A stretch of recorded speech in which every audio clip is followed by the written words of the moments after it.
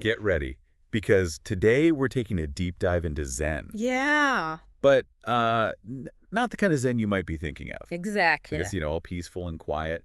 We're going way back to Bodhidharma, the guy who brought Zen Buddhism to China. Mm-hmm. And he was, well, kind of a wild guy. Oh, yeah. He was a real rebel, a total disruptor. Definitely. That's what makes his teaching so interesting to explore. For sure. We're going to be looking at Osho's book, Bodhidharma, the Greatest Zen Master, as our guide for this deep dive. Okay. So think of it like Zen with a side of no-nonsense wisdom. Okay, I like that. So no incense and chanting. I'm in. Huh. One of the things that really grabs my attention about Bodhidharma is that he had absolutely no time for blind faith. Right. It was all about direct experience, like cut through all the dogma and just get straight to the heart of it. Oh, absolutely. Yeah. In fact, Osho makes a point that the word believe is practically non-existent in Bodhidharma's vocabulary. Wow. He wanted people to understand, to see for themselves. Yeah. Not just accept things blindly. It makes me think of that story about Bodhidharma, where he was offered an honorary doctorate, Mm-hmm. and he basically scoffed at it. He's like, give it to the Nobel Prize, not to me. Uh-huh. I mean, who turns down an honorary doctorate? It's like the ultimate thanks, but no thanks to the establishment. You're right. He saw right through all that superficial stuff, the titles and awards. Yeah. For Bodhidharma, true understanding came from within, from that inner knowing, not some kind of external validation, Okay. So how do you actually go about finding that inner knowing? Right. Because that's where I struggle with it all, the how of all of this. Mhm. What did Bodhidharma actually teach people to do? Well, one of his core teachings was this idea of no mind, Mm-hmm. which is essentially letting go of all the mental chatter, the judgments, all that stuff, to experience a state of pure awareness. Wait, no mind. Mm-hmm. So, like, just sit around and try to think about nothing. Uh-huh. That sounds kind of, well, to be honest, kind of boring. Yeah, I know it sounds a little counterintuitive, Yeah. but it's not about emptying your mind completely, like it's some kind of mental vacuum. Okay. It's more like shifting your focus from the actual content of your thoughts to the awareness that's always there underneath it all. Got it. Think of it like watching clouds go by in the sky. Okay. You see them, you acknowledge them, but you don't get all caught up in them. Okay, that makes a little more sense. Yeah, But it still sounds pretty challenging. right. Did Bodhidharma have any, practical tips for getting to that no-mind state? He did, actually. Right. He was really big on something he called meditating on walls.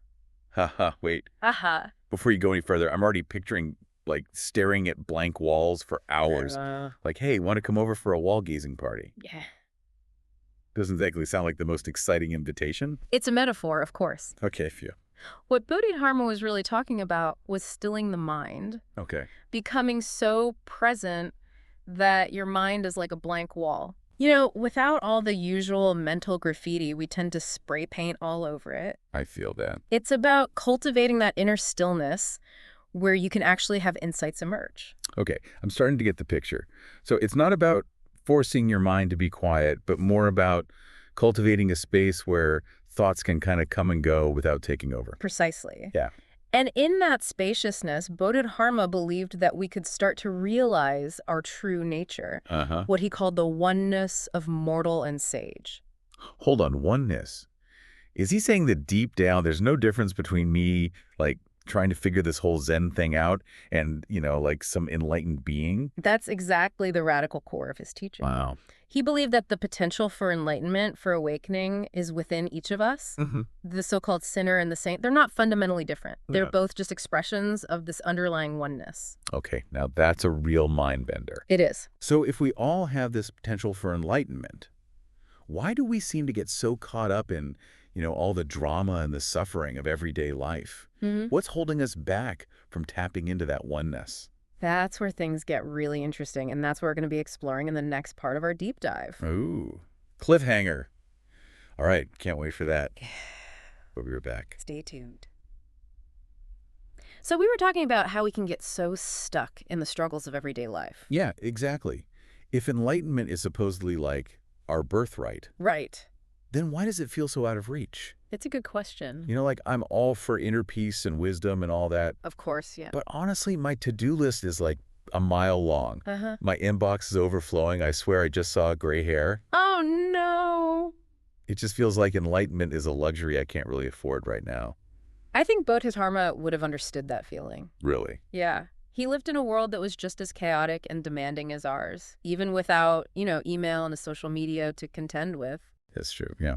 But he was really insistent that enlightenment is not some far-off goal that's only for, like, monks in caves or something. Right. It's about waking up to who we actually are, right here and now. Okay, I like the sound of that. Yeah. But how do you actually go about waking up, Yeah. when you're juggling a million things and your alarm clock is going off? Well, Bodhidharma was a pretty practical guy. Okay. He knew that people needed some clear directions, not just these big abstract concepts. Right. So he talked about something he called beholding the mind. Wait a minute. Didn't we just spend like the last 10 minutes talking about no mind? Uh-huh. Yeah. And now we're supposed to behold it? All right. I'm getting whiplash trying to keep up with all of this. I know, it sounds kind of contradictory. Yeah. But stay with me for a second. Okay. Bodhidharma wasn't talking about just getting stuck in an endless loop of thinking about thinking. Okay, good. He was pointing to something much deeper. It's about the ability to observe our thoughts and feelings without getting totally swept away by them. So it's kind of like being a fly on the wall of your own mind. Yeah. Just observing what's going on without getting too involved. Exactly. And this is where things get really interesting. Right. Bodhidharma believed that just by simply observing our minds, we start to separate ourselves from them. We begin to see that we're not our thoughts or emotions or our anxieties. Right. We're the awareness that's witnessing all that activity. I think I've had those moments where I'm feeling super stressed out. Yeah. And then I take a step back and I notice it. Like, oh, it's just my mind going crazy again. I don't have to buy into all of that. Exactly. And that's the power of beholding the mind. Yeah. It gives us the ability to create a space between us and all those thoughts and emotions that can make life feel so overwhelming. It's like hitting the pause button on a movie that's gotten a little too intense. That's a great analogy. Okay, I'm sold. Sign me up for Mind Beholding 101. But how do you actually do it? Is there like a secret technique or a mantra? Or do I need to book a flight to a monastery in the Himalayas? No, the good news is you don't have to shave your head or anything like that. Sure. Bodhidharma thought you could incorporate this into your everyday life. Okay. It's really about cultivating a sense of awareness. That watchful presence, no matter what you're doing. Right. Whether you're meditating, doing the dishes, even if you're stuck in traffic. So it's less about adding something else to my to-do list. Right. And more about just changing my perspective, my way of being in the world. Exactly. It's about bringing that mindfulness to everything you do. And the more you practice, the more natural it becomes. All right. I'm definitely going to give this a try. But what about the times when things get really tough? When life throws you a curveball and you just can't, behold your way out of it. Right. Did Bodhidharma have anything to say about suffering? He did. And this is where he gets really, really interesting. Okay. He actually saw suffering as a potential catalyst for awakening. Really? He described it as a Buddha seed. Wait, a Buddha seed. So he's saying that suffering can actually lead to enlightenment. Yeah. That's a tough pill to swallow, especially when you're going through a hard time. Oh, absolutely. It's not about, glorifying suffering or pretending that it's not real. Right. But Bodhidharma saw that challenges, even the really painful ones, can force us to confront our limitations, our attachments, and ultimately our true nature. Okay. It's often in those moments of struggle that we're the most open to change and growth. It's like that saying, no mud, no lotus. The most beautiful flowers often come from the messiest places. Exactly.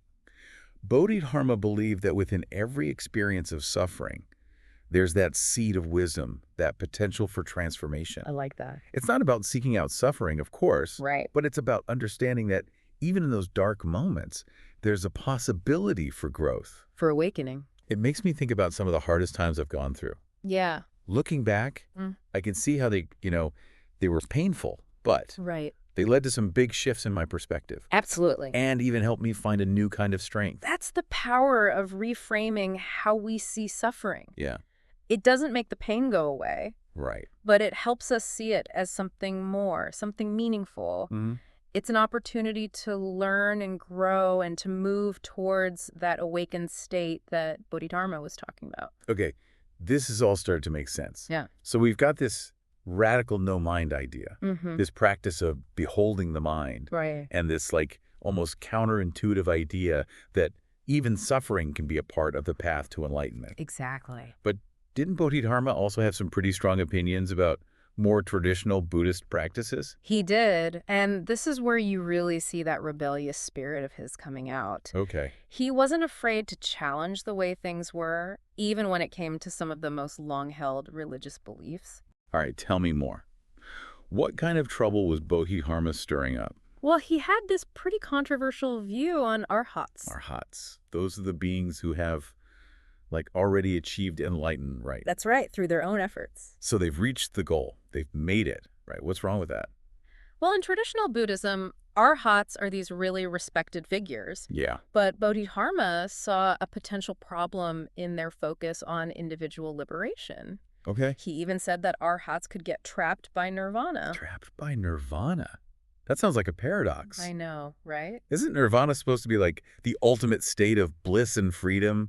How could you possibly get trapped there? It's a fascinating point. Bodhidharma was saying that in their pursuit of personal liberation, arhats could become attached to the idea of nirvana itself, to being free from suffering. And that attachment, he argued, could actually prevent them from fully understanding reality. So even enlightenment can become like a gilded cage. Exactly. The humbling thought. Yeah, it is. And it really highlights how important it is to stay open, to keep questioning and exploring, even when we think we've reached some ultimate goal. Yeah. Because there's always more to learn. More to discover. More to experience. Okay, so I'm getting the sense that Bodhidharma was not a fan of complacency. Not at all. But if he was so critical of the arhats, what was his alternative? Right. What did he think was the ideal path to enlightenment? That takes us right to the heart of Bodhidharma's teachings, and that's what we'll be talking about in the last part of our deep dive. All right, so we're back and ready to like put the final piece in this Bodhidharma puzzle. Yeah. We've been through his ideas about no mind, Right. beholding the mind, and even that whole thing about how suffering can actually lead to enlightenment. Exactly. But if he wasn't completely on board with the arhat thing, the whole individual liberation idea, Right. what did Bodhidharma actually think was like the best way to get to enlightenment? Well, he pointed to something that you might have heard of before, the Bodhisattva path. Okay, remind me, Bodhisattva. A Bodhisattva is someone who, when they reach enlightenment, they actually choose to kind of put their own final liberation on hold so that they can help all other beings reach that same state. Oh, wow. They're driven by compassion and a deep desire to, help relieve suffering and guide others towards awakening. So it's less about every man for himself and more about like, let's all get there together. Exactly. Bodhidharma believed that true enlightenment wasn't just about, personal liberation. Right. It was about recognizing that we're all connected, understanding our shared humanity. Yeah. He saw the Bodhisattva path as the most compassionate way and in the end, the most fulfilling way to actually express that understanding. That's a beautiful idea. But it also sounds kind of, well, overwhelming. Yeah. I mean, I'm still trying to figure things out for myself. Right. How am I supposed to help everyone else achieve enlightenment? I hear you. Bodhidharma wasn't saying that we all have to become like spiritual superheroes or something. Okay. It's more about developing a mindset of compassion. Right. Recognizing that everyone's on their own path and that even the small acts of kindness and understanding can make a difference. So it's less about the huge grand gestures and more about the everyday moments of connection. Exactly. Like just recognizing that spark of Buddha nature in everyone we meet. Precisely. It's about shifting that focus from me to we, from trying to protect ourselves to, thinking about shared liberation. And it all starts with cultivating awareness. Right, like that beholding the mind thing we were talking about. Exactly. And recognizing that our true nature is already whole. It's already enlightened. It's striking me that there's a real sense of hope in Bodhidharma's teachings. I agree. It's not about striving for some, impossible goal. Right. It's about realizing the potential that we already have inside of us. That's the beauty of Zen. It's not about adding more things to our lives. It's about getting rid of the illusions that prevent us from seeing the truth. So it's less about doing and more about just being. Exactly. And that being is inherently compassionate, inherently connected to everything else. I'm starting to understand why Bodhidharma was such a, disruptive figure. Yeah. He wasn't just offering a new set of beliefs. He was challenging people to see themselves and the world in a completely different way. He was a true revolutionary. And his teachings are just as important today as they were back then. For sure. We live in a world that's, obsessed with individual success, with always wanting more. Right. Bodhidharma reminds us that real fulfillment comes from recognizing that oneness that already exists. Yeah. From being compassionate, from just being present in each moment. That's a really powerful message. But honestly, I still feel a little, I don't know, unsure about how to actually put these teachings into practice. Right. It all sounds great in theory, but doing it, that's where I struggle. That's a very common feeling, and Bodhidharma wouldn't have been surprised at all. Okay. He understood that the path to enlightenment isn't always straightforward. It's full of twists and turns, doubts, the whole deal. But so how do you navigate all that without getting totally lost? Bodhidharma might just say, stop trying so hard. He emphasized that enlightenment isn't about reaching some perfect state. Right. It's about just being present, cultivating awareness in each moment, recognizing the wisdom we already have within us. Just like that saying, a journey of 1,000 miles begins with a single step. Exactly. And sometimes the most important step is just to stop, to breathe, to behold the mind. And remember, you're not alone on this path. We're all in this together. That's actually really reassuring. As we wrap up this deep dive, I'm feeling both challenged and like there's so much possibility. Bodhidharma's teachings are definitely not easy. Right. But they offer a profound invitation to wake up, to see the world in a new way, and to live with more compassion and wisdom. And maybe, as you continue your own exploration, you'll discover that the seeds of enlightenment are already there within you. That's a beautiful thought. And on that note, we'll leave you to ponder the mysteries of Zen and the wisdom of Bodhidharma. Until next time, keep those minds open and those hearts compassionate.